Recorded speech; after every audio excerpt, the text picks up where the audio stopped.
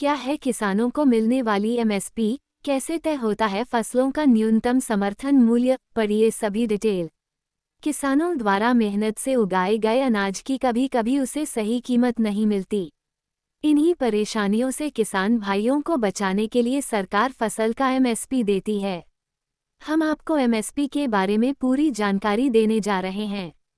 अगर आपको याद हो तो देश में 2020 से 2021 तक पूरे एक साल तक किसानों ने सरकार के विरोध में आंदोलन चलाया था।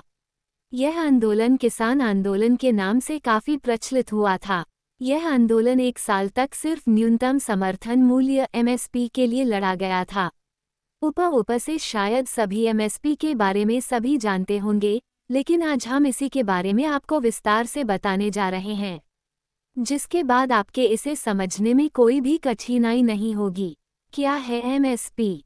सरल भाषा में कहें तो सरकार किसानों द्वारा उगाए गए फसल के लिए एक दाम तय करती है, जिसे फसल पूरा होने के बाद जब किसान उस फसल को मंडी में बेचता है तो सरकार द्वारा उस फसल के लिए तय की हुई कीमत किसान को दी जाती है।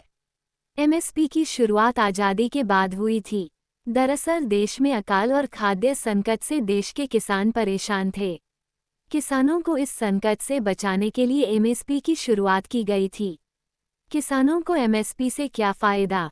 एमएसपी सरकार द्वारा किसानों को दिया जाने वाला एक आर्थिक भरोसा है, जिससे किसानों को फसल उगाने से पहले उसकी कीमत का अंदाजा हो जाता है कि उसे इस फसल की कितनी कीमत मिलेगी। अक्सर ऐसा होता था कि किसान ने फसल तैयार की, लेकिन बाजार में उसकी मांग नहीं होने की वजह से किसान को उस फसल का सही दाम नहीं मिलता था। कभी कभी तो किसान की फसल उगाने में लगी लागत भी नहीं निकलती थी। मांग और सप्लाई को आसान बनाने के लिए किसान के फसल के लिए न्यूनतम समर्थन मूल्य तय करती है, ताकि कुछ भी हो उस किसान को उस फसल के लिए कम से कम इतनी रकम तो मिलेगी ही। आपको बता दें कि सरकार कानूनी रूप से किसानों को एमएसपी देने के लिए बाध्य नहीं है। आसान भाषा में कहें तो देश में एमएसपी को लेकर कोई कानून नहीं है। इसलिए कल को किसान सरकार को एमएसपी के लिए कोर्ट में नहीं घसीट सकते। सरकार चाहे तो किसानों को एमएसपी दे या फिर ना दे। कौन तय करता है फसलों की एमएसपी? केंद्र सरकार की कृषि मंत्रालय के अंतर्गत आने वाली कृषि लागत और मूल्य आयोग CACP हर साल रबी और खरीफ फसलों के लिए एमएसपी तय करती है। CACP के द्वारा की जाने वाली सिफारिशों के आधार पर ही सरकार हर साल 23 फसलों के लिए एमएसपी का ऐलान करती है। इन 23 अनाजों में से 7 अनाज मक्का, ज्वार, बाजरा, धान, गेहूं, जौ और रागी होती हैं।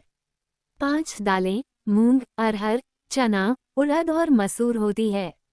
7 तिलहन, सोयाबीन, तिल, सूरजमुखी, कुसुम, मूंगफली, तोरिया, सरसों और नाइजर बीज होती है। और आखिरी 4 कमर्शियल फसलें कपास, खोपरा, गन्ना और कच्चा जूट होता है।